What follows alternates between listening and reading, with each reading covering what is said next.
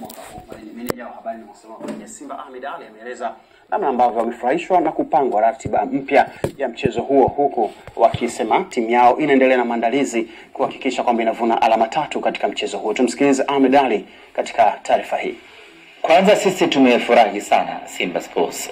Tumefurahi mno kuona hii ratiba imetoka na mchezo umepangiwa tarehe. Sisi katika kitu tunachokitaka katika maisha yetu ni kucheza mpira. Kwa hiyo tukiona ratiba ya kucheza mpira imetoka, sisi tunajisikia fahari na faraja kubwa kweli kweli. Sisi kazi yetu ya kwanza inayotuweka mjini ni mpira wa miguu. Kwa hiyo ratiba ya mpira wa miguu ikitoka kwetu ni faraja kubwa mno. Imepangwa tarehe 15 ya mwezi wa 6. Tunasubiri kwa hamu siku hiyo. Tunaanza maandalizi hivi sasa kuelekea siku hiyo. Tunasubiri tu hapa tuchukue ubingwa wetu wa Afrika, na baada hapo tuanze maandalizi ya mechi yetu ya tarehe 15. Itakuwa ni mechi nyingine, itakuwa ni mechi ya kutangaza ubingwa. Hivyo maandalizi yake yatakuwa makubwa na maandalizi yake yatakuwa makubwa. Na mimi naamini kabisa kwa mapenzi yake Mwenyezi Mungu tutatakata tarehe 15. Wapenzi yake Mwenyezi Mungu watatakata tarehe 15. Haya ni maneno ya Ahmed Ali, meneja habari na mawasiliano wa klabu ya Simba, akizungumza mara baada ya ratiba mpya na mchezo wa dabi ya Kariakoo kati ya Yanga dhidi ya Simba kupangwa upya, ambapo ni June 16. Mchezo wa kwanza ama mchezo huu ulitakiwa uchezwe Machi 8, lakini uliahirishwa kutokana na sababu ambazo bodi ya ligi iliainisha. Sasa tunaenda kushuhudia mchezo huo June 15 mwaka huu. Michael. Shwari. Mchezo wa dabi ya Kariakoo mara kwanza June 8, mchezo haukuchezwa. March 8 mchezo haukuchezwa. Sasa umeletwa June 15. Baada ya tarehe hii kupangwa, yani June 15, wewe ni mmoja kati ya wadau ambao ni watumiaji sana mitandao. Nini ambacho unakiona mitandaoni kuhusiana na huu mchezo? Ni maoni tu ya watu mbalimbali, kila mtu anasema la kwake. Unajua moja kati ya vitu ambavyo vinakuwa vinajitokeza kwa sasa ni watu kutumia sana mitandao ya kijamii, lakini bado kuna wengine ambao wanaandika vitu vya msingi, kuna watu ambao wanaandika vitu ambavyo sio vya msingi.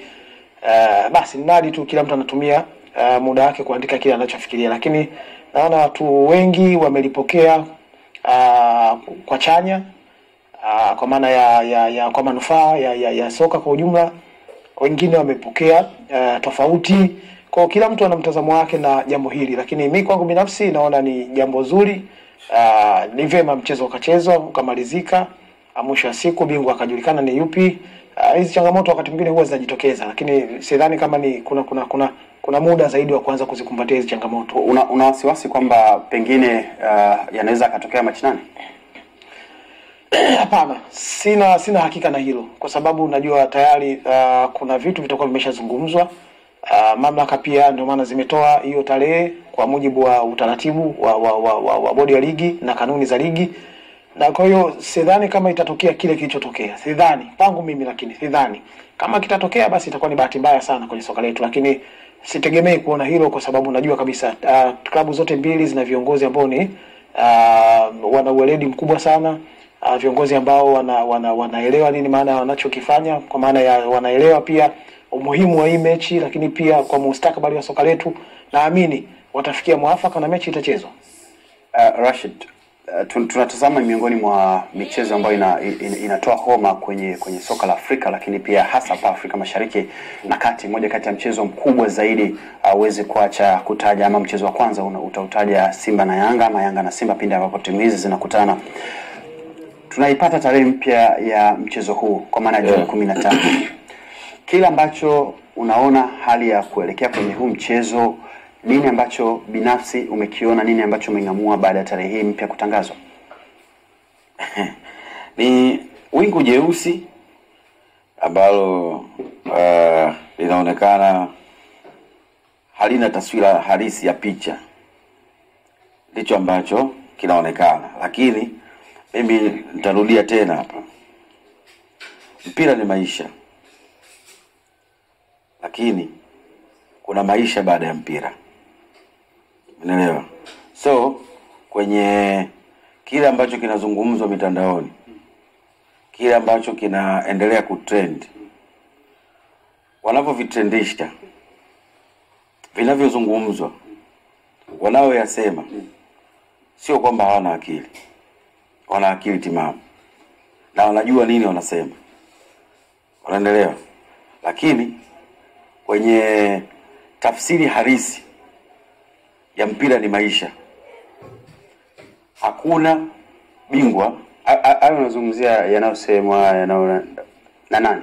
Mashabiki na mashabiki wa Young Africans kuhusiana na mechi, kuhusiana na Juni 15, kwa sababu Simba wao wanaonekana wameaccept kucheza huo mchezo, wananisoma lakini mashabiki wengi wa Young Africans wanaonekana kwenye mitandao kutokuonekana kukubaliana na official page ya club ya Young Africans. Iliposti maneno makubwa ambayo yako bold yenye rangi nyeusi, wakiandika hatuchezi, sio? So unaona ni wingu jeusi ambalo halina taswira ya picha ya moja kwa moja kile ambacho kimekusudiwa na bodi ya ligi baada ya kutangaza tarehe ya mchezo, sio? Lakini ndio maana nakwambia mpira ni maisha, kwa maana watu wengi wanategemea mpira ili kuishi. Lakini kuna maisha baada ya mpira, kwa maana kuna mahusiano. Yaani baada ya mechi kumalizika na maandalizi ya vitu vingine, kuna mahusiano personal, taasisi. Unadhani kitu gani kinatakiwa kifanyike ili hili wingu liondoke na kila mtu aone kwamba hichi kinafaa kifanyike hivi ambavyo kimepangwa? Ni utulivu tu. Ni utulivu tu. Jambo lolote kwenye maisha ya binadamu kuna jambo linaweza likaja kwenye maisha yako, Mangasole, Michael Johnson Nguli au mimi hapa Rashid Hamisi, likawa ni jambo kubwa ambalo kila ukitafuta picha na taswira yake unaona kama linakuelemea, unaelewa? Lakini viongozi wetu wa kiimani wanakwambia hakuna mtihani ambao Mwenyezi Mungu anaweza kukupa ambao hauna uwezo wa kuutatua. So mimi naendelea kuasisitiza mashabiki wote na wanachama wote wa klabu ya Young Africans wanapaswa kuwa watulivu, wanapaswa kutii mamlaka ambayo wao wanaamini haya ndio mamlaka ambayo yapo juu kuliko klabu yao, lakini wasitafute